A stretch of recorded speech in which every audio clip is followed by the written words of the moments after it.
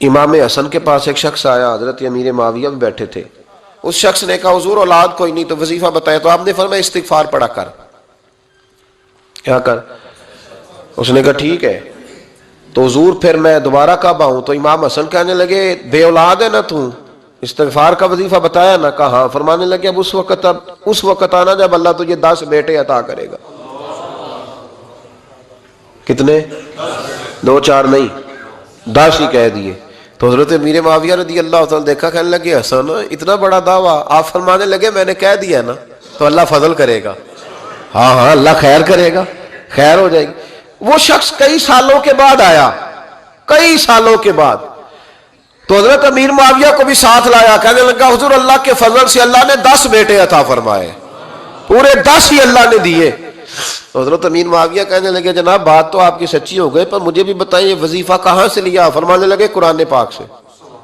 سورہ نوح کی 10 11 12 آیت پڑھو. اللہ فرماتے ہیں تم استغفار پڑھو، میں تمہاری بیٹوں سے بھی مدد کروں گا، مالوں سے بھی مدد کروں گا. تو میں نے استغفار بتائی تھی اور قرآن میرے اللہ کا ہے، رب کا وعدہ جھوٹا ہو سکتا؟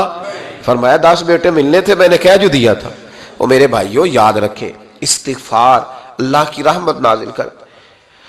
ایک ہوتا ہے خوف، ایک ہوتی ہے خشیت. خوف والے لوگ توبہ کرتے ہیں، خشیت والے استغفار کرتے ہیں. ایک ہوتا ہے خوف، ایک ہوتی ہے خشیت والے استغفار کرتے ہیں. نبی کریم علیہ السلام نے فرمایا میں دن میں 100 مرتبہ استغفار کرتا ہوں. دن میں توبہ والا کہتا ہے کہ میں بھول گیا تھا مجھے معافی مل جائے، اور خشیت والا کہتا ہے میرا یار ناراض نہ ہو جائے. وہ استغفار ہی کرتا رہتا ہے، وہ معافی حضرت رومی نے مثال دی ہے. فرماتے ایک عورت تھی تو بھیک مانگا کرتی تھی. ایک دن بادشاہ کے دروازے پہ بھیک مانگنے گئی تو بادشاہ کو پسند آ گئی، اس نے نکاح کر لیا. 20 کنیزائیں اس بی بی کے پاس تھی خدمت کرنے کے لیے، روٹی دینے کے لیے، کپڑا دینے کے لیے، لیکن وہ ہر وقت روتی رہتی تھی، ہر وقت روتی. ایک سمجھدار کنیز کہنے لگی کہ ملکہ اب تیرا درجہ بہت بڑا ہے، تو ہر وقت روتی رہتی ہے، معافیاں ہی مانگتی رہتی ہے ہر وقت، کون سی ایسی نعمت ہے جو تیرے پاس نہیں؟ تو وہ کہنے لگی اس لیے تو روتی ہوں.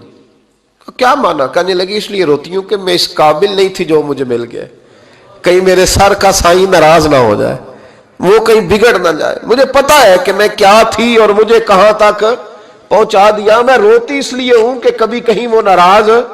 حضرت عمر اس لیے روتے تھے کہ کہیں مصطفیٰ ناراض نہ ہو جائے. حضرت ابو بکر اس لیے تڑپتے تھے کہ کہیں اللہ کا فضل روٹھ نہ جائے.